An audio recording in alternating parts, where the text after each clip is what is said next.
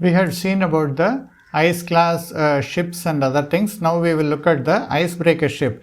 So what is an icebreaker ship? This is for a ship to be considered as an icebreaker, it has to have three features which normal other ships lack. The first one is the power to push through the thick ice, that is point number one. Then a strengthened hull, an ice clearing shape that enables icebreaker to plow through the pack ice or frozen waterways. So these are all the three important things, and if you look at in this image you can clearly see there is no water at all, but the ship is traveling through. So how this ship can actually travel through the ice? Because it has to break the ice, so that is why it is called as a icebreaker. So what are the difference between icebreakers and the ice class ships? Ice class ships can travel through icy conditions, but icebreaker is required to break that ice for the ice class ship to pass through. So the very purpose of icebreaker is basically designed to navigate through ice covered waters to clear path for other ships. So these are all the leaders, and others, ice class ships, will actually follow. These are built to withstand and operate in icy conditions, but not specifically for ice breaking. So that is the major difference between a icebreaker and a ice class ship. So the ice breaking ability is maximum because icebreakers are equipped with powerful engines and reinforced hull to break the ice. Ice class ships also have the reinforced hull, but primarily designed for operational efficiency in icy water rather than breaking the ice. So this is the major difference between these two type of ships. The hull design is basically, in the case of icebreaker, it is specifically reinforced with thick reinforced steel, often has ice strengthened bow.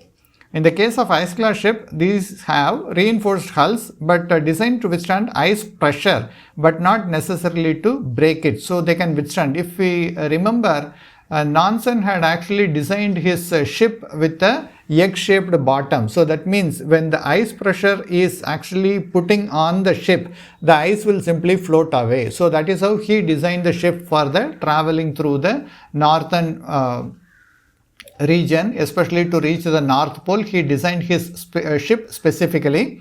But in the case of ice class ship, they will withstand the pressure of the ice, but they will not break the ice. So that is the major difference. The engine power, if you look at the icebreakers have a high power engines to push through the ice, and ice class ship also have a very strong engine, but it will handle or help them travel through only the icy conditions, but they will not do anything to the ice. The typical use is basically icebreakers are used in the polar regions for navigation and research and resupply missions. Ice class ships can be used in Arctic and Antarctic region for commercial shipping, exploration and scientific research. Examples include like Arctica and US CGC Polar Star are some of the icebreaker ships, and the Finnish ice class cargo ship and the Swedish ice class cargo ships are some examples of the ice class ships. The operational role is icebreaker is primarily to serve the navigational aid and escort other vessels. So they will support other people to travel. Whereas the ice class ships operates in the ice covered waters with an emphasis on durability and operational capability. So if we look at some technical comparison, the hull structure is as we have mentioned, it is a reinforced one, and the shape is also very important for icebreakers. They have a specifically designed bow, that is ice bow for breaking the ice, whereas the ice class ships have the hull designed to withstand the pressure but not optimized for ice breaking. How the icebreakers break the ice? Basically they utilize both forward and backward motion to break and crush the ice. This often includes a hull with a sloped bow to ride over and break through the thick ice. And their engine powers are extremely high. They have 10,000 kilowatts to 50,000 kilowatts or more. And they also have a very good propulsion. They are equipped with ice specific propulsion systems including high torque propellers and sometimes azimuth thrusters. So these are all the technical specification for the icebreakers. And operational ranges, they are capable of operating in the harshest ice conditions and long distance missions. They generally is slower, the speed is very slow because since you have to brake, that means you are actually moving very slow. So that is the reason their speed are very slow in the icy conditions because they face lots of resistance, and they are often designed to operate at a steady controlled pace.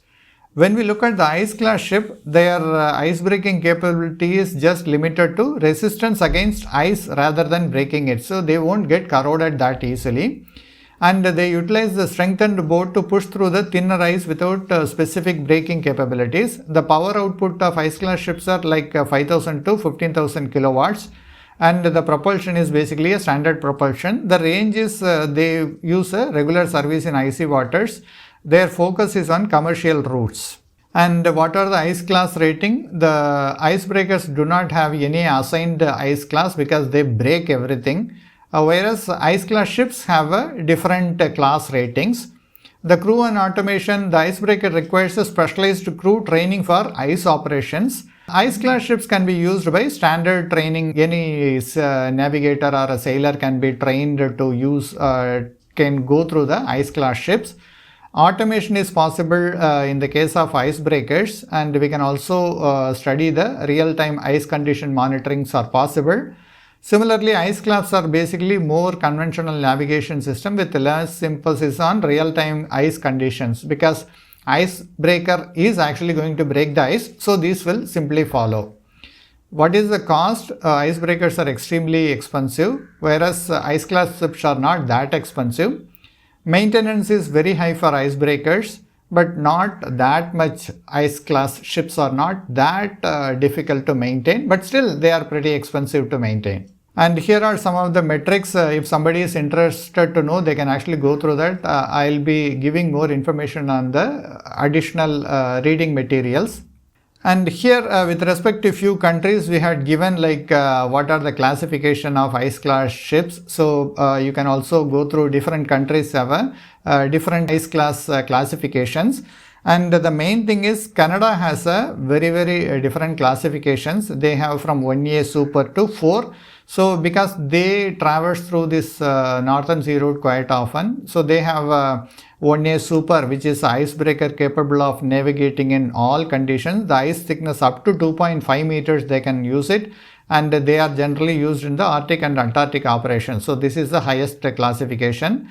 And similarly, they have CSC 1, 2, 3, 4. They can be used under moderate, maybe 1 year ice conditions, or maybe a light ice conditions or very light ice conditions they can be used.